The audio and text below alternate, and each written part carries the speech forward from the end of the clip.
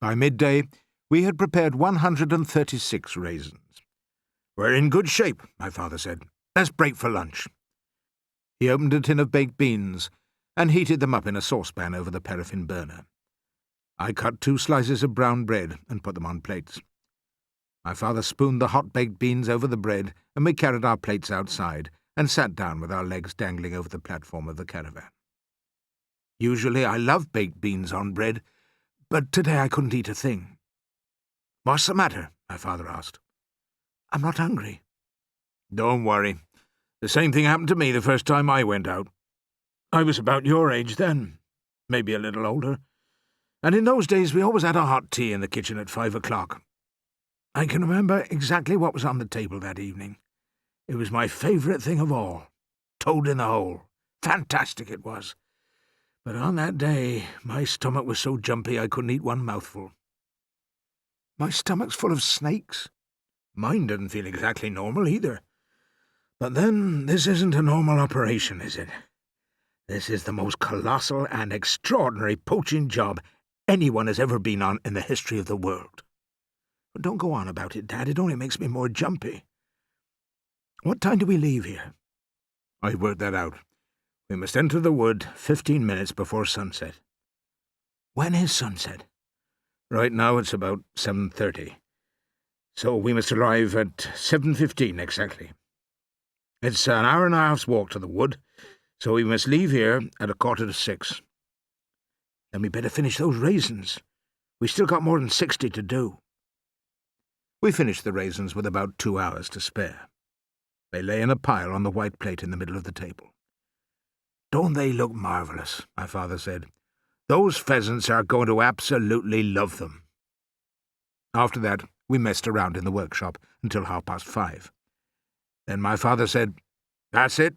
It's time to get ready. We leave in 15 minutes.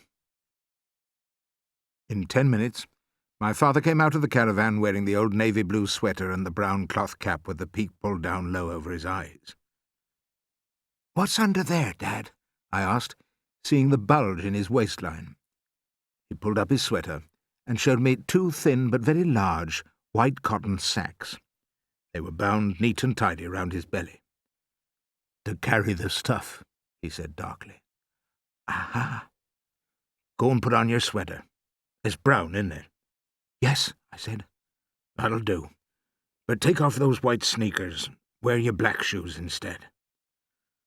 I went into the caravan and changed my shoes and put on my sweater. When I came out again, my father was standing by the pumps, squinting anxiously up at the sun, which was now only the width of a man's hand above the line of trees along the crest of the ridge on the far side of the valley. "I'm ready, Dad." "Good boy. Off we go. Have you got the raisins?" "In here," he said, tapping his trouser pocket, where yet another bulge was showing. "I put them all in one bag." It was a calm, sunny evening, with little wisps of brilliant white cloud hanging motionless in the sky, and the valley was cool and very quiet as the 2 of us began walking together along the road. The iron thing underneath my father's foot made a noise like a hammer striking a nail each time it hit the road. "This is it, Danny. How'd you feel?" "Terrific," I said. And I meant it, for although the snakes were still wiggling in my stomach, I wouldn't have swapped places with the King of Arabia at that moment. "How dark will it be in there when we arrive?" "Not too dark," he said. "Quite light, in fact." "Then how do we stop the keepers from seeing us?" "That's the fun of the whole thing. It's the greatest game of hide-and-seek in the world." "You mean because they've got guns?" "Well, that does add a bit of flavour to it." We didn't talk much after that. But as we got closer and closer to the wood, I could see my father becoming more and more twitchy. He would get hold of some awful old tune, and instead of using the words, he would go, "Tum-to-lium, tum-tum-tum-tum," over and over again.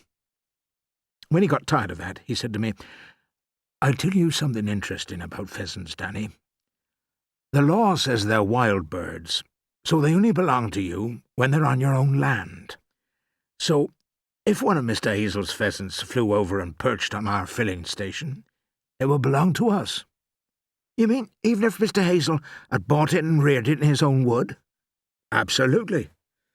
Once it flies off his own land, he's lost it. It's the same with all game. Hare, deer, partridge, grouse. We'd been walking steadily for about an hour and a quarter, and we were coming to the gap in the hedge where the cart track led up the hill to the big wood where the pheasants lived.